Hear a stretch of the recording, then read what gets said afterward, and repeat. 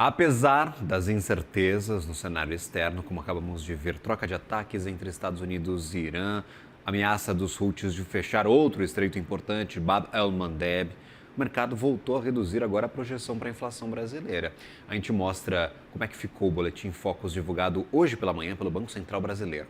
Pela terceira semana seguida, os economistas reduziram as estimativas para IPCA deste ano. Agora, o mercado vê a inflação em 5,15%. É uma leve redução em comparação com a semana anterior, quando a projeção estava em 5,16%, mas segue bem acima da tolerância do Banco Central, que é de 4,5%. Para 2027, a expectativa para o IPCA permanece nos 4,2%. Nos demais indicadores econômicos, o mercado manteve as projeções, tanto para este ano quanto para o próximo. As estimativas para PIB, dólar, taxa Selic, essas continuam iguais. Rita Mondim, minha cara, uma ótima tarde a você. Primeiro, seja bem-vinda à programação do Money News, terceira edição. Quero começar esse nosso papo falando sobre o relatório Focus, que foi divulgado hoje. Como é que a gente pode olhar para estes números? A gente viu analistas financeiros revisando números para baixo, cortando projeção de inflação deste ano, mas a Selic continua lá nos 14%. O que justifica essa cautela do Banco Central em manter juros tão altos, mesmo com preços dando sinais de alívio, minha cara? Ei, Gabriel, pois é. O negócio é que o futuro a Deus pertence.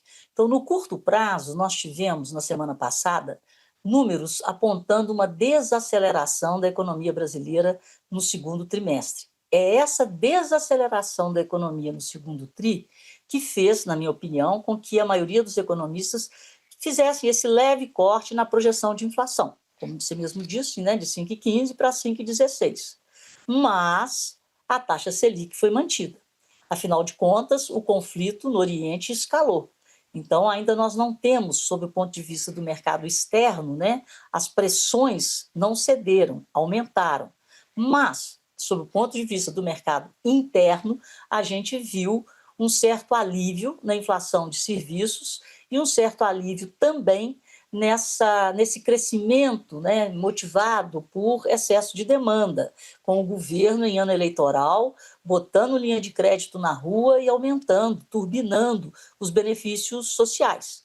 Então, houve uma sensação de que o Banco Central, com a Selic nesses níveis, está conseguindo uma certa desaceleração. Nós vimos isso nos números das vendas ao varejo, nos números do setor de serviços e no próprio IBCBR, que é o índice de atividade divulgado e calculado pelo Banco Central. Então, essa estabilidade, né, no setor, nas vendas ao varejo, a queda de 0,4% no setor de serviços e um crescimento mínimo do IBCBR, que foi de 0,07%, é que fizeram com que houvesse essa modesta redução na inflação para esse ano. Mas quando a gente olha para 2028, dá um frio na espinha. Que o Banco Central ele deslocou, né, o horizonte relevante dele para 2028. E a inflação para 2028 foi aumentada de 3,7 para 3,78. E o que nos espera pela frente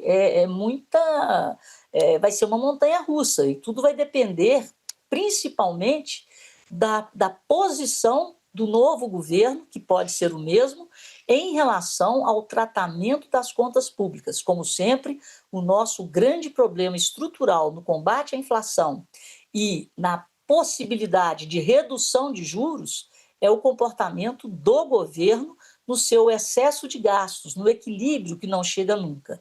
Então, por enquanto, né, no curto prazo, nós tivemos dados apontando para um segundo trimestre mais fraco, né, mas, ao mesmo tempo, o governo continua gastando. E, lá fora, o conflito escalou. Daí, a taxa Selic permaneceu projetada em 14%.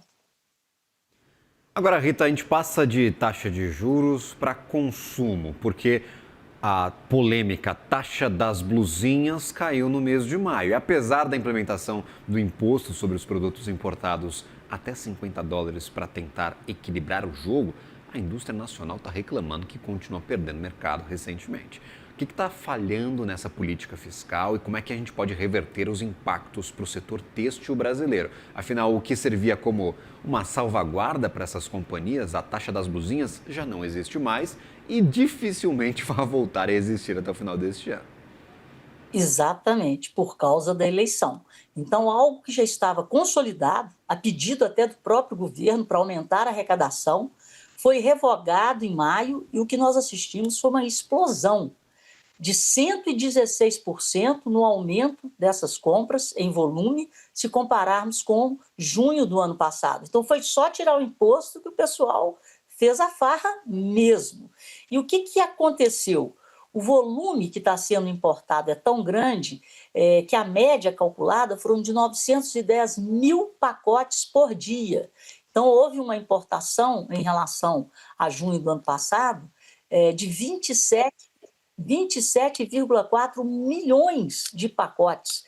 E aí eu pergunto, né, como é que fica a indústria e o setor varejista?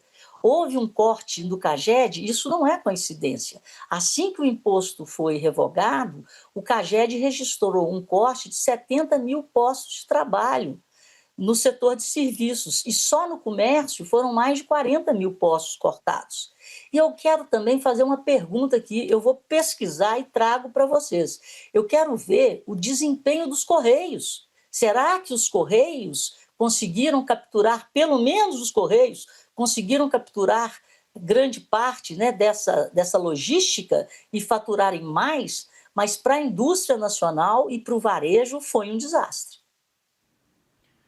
Rita Mundim, minha cara, sempre bem-vinda à nossa programação, Insights do Mercado, sempre aqui com temas muito relevantes e a gente acompanha como é que os varejistas vão ter que se rearticular. Estava conversando com o presidente da C&A na semana passada, ele disse que é horrível para os negócios, que o diálogo continua com o governo, mas por enquanto nada avança em propostas ou de redução de imposto para o varejo aqui ou de aumento de imposto para quem manda produtos de fora. Até uma próxima. Ô, Gabriel, posso te dar um número, Gabriel? Pelas contas, né, esses 2,6 bilhões representam o que fatura a Lojas Renner, que é a maior, nos primeiros 3 meses do ano. E é 9 vezes o volume de vendas da Marisa. Então, realmente, o comércio varejista está sofrendo. É muito, muito dinheiro, viu, o Rita, que está indo para fora do país. Até uma próxima, minha cara. Bom trabalho a você e uma ótima semana. Obrigada, Gabriel.